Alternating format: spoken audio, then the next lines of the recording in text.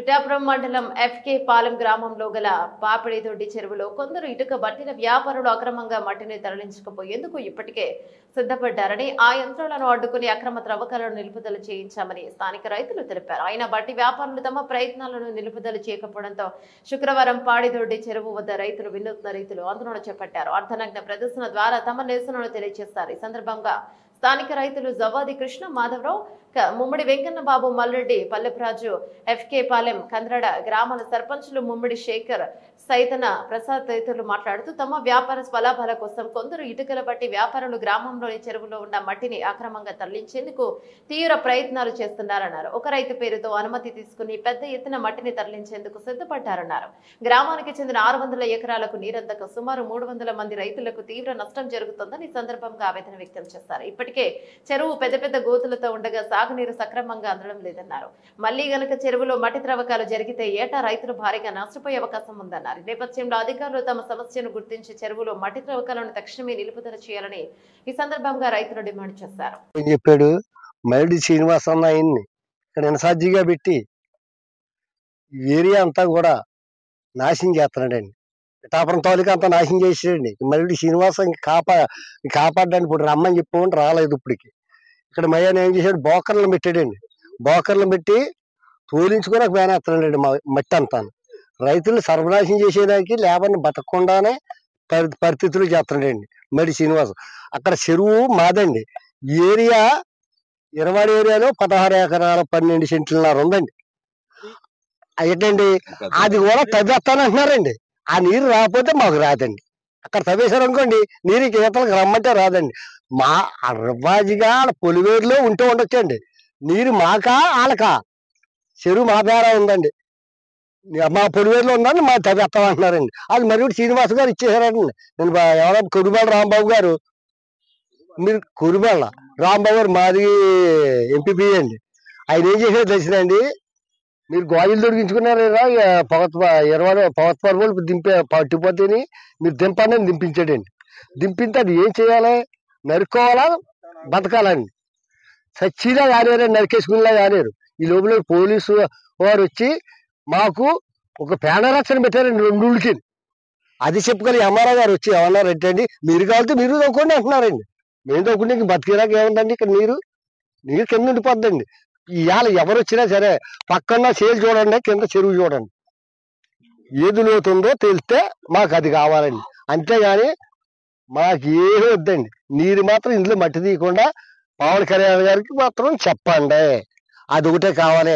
ఆ ఉదయం మల్లి శ్రీనివాస్ ఎవడండి, మల్లి శ్రీనివాస్ ఎవరికి సంబంధం లేదండి. ఇక్కడ ఇప్పుడు ఇవాళకి మాకు ఎక్కడున్నాడో కాపాడలే, ఆ కార్యకర్తలకు కాపాడలే. మేము చేసేవాడిని, తెలుగుదేశం పార్టీ పెట్టిందండి. నేను ఊరికి ఎప్పకేపాలి అలాగన్నా నేనేను పట్టించుకోలేదండి. ఏంటంటే మరి అందరూ కలిపే కదండి చేసినట్టు మేము వస్తాదులు అంటున్నారండి జనసేన వాళ్ళు.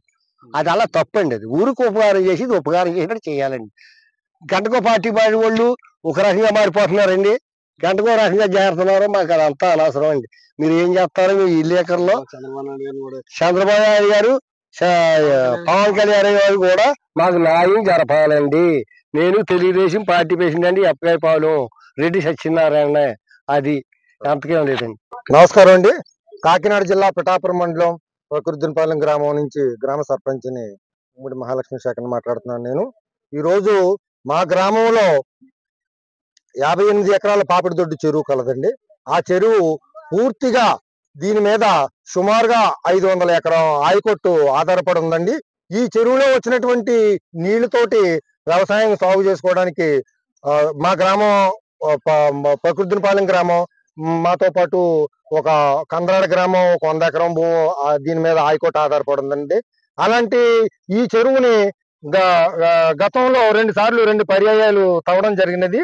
ఈ తవ్వడం వల్ల ఏమైందంటే చెరువు మామూలుగా పంటలు పండించే లెవెల్స్ కన్నా, భూమి లెవెల్స్ కన్నా 2 మీటర్లు ఆల్రెడీ లోతుకుందండి ఇది చెరువు. ఇది ఇంకా తవ్వేస్తే, ఇంకా అక్రమంగా ఈ మట్టిని తవ్వేస్తే ఇటుక బట్టి వాళ్ళు వీళ్ళందరూ కూడా పొలవమని తిరుగుతూ ఉన్నారండి. తవ్వేస్తానని ఆర్డర్ ఉందండి, అది ఉందని ఇది ఉందని. ఇంకా తవ్వేస్తే ఇంక ఈ చెరువులో నీరు ఇప్పటికే రావట్లేదండి బయటికి. ఇంకా ఆ నీరు కూడా బయటకు రాదండి. ఇంకా బయటకు రాకపోతే ఈ పంటలు అవి పండవండి. ఇంకొక విషయం ఏంటంటే, ఏలేరు ఆయకట్టుకి చివరి భూమి అండి. ఆ ఏలేరు ఆయకట్టుకి థైలాండ్ అండి మా ఊరు. చివరినుందండి, చివరినుంది. ఈ ఇంకొక విషయం ఏంటంటే ఈ చెరువులోకి నీరు బారి కాలువ ఈ విరవాడ గ్రామం మిడిల్ నుంచి ఊరు మధ్య నుంచి వస్తూ ఉంటదండి. ఆ గాలంని పంట కుప్పలో అన్ని వేసేసి ఇష్టాయలాసంగా కప్పేటేస్తుంటారండి. మా రైతులు మాపులు వెళ్ళి అవన్నీ పగలంతమాని వ్యవసాయంలో పనులు చేసుకుని మాపులు వెళ్ళి ఆ వంతుల వారి సిస్టమ్ వచ్చినప్పుడు ఆ వంతు మిస్ అవ్వకుండా మాపులు వెళ్ళి ఆ చెత్త చెదారాన్ని ఇదంతా క్లియర్ చేసి కన్నో నీళ్ళ చుక్కలు పెట్టుకుని ఇందులోకి ఈ నీళ్ళ చుక్కలతోటి పంటలు సాగు చేసుకుంటున్నారండి. ఇంకొక విషయం గొప్ప విచిత్రం ఏంటంటే ఈ చెరువుకి 2 స్లూయిస్ ఉన్నాయండి.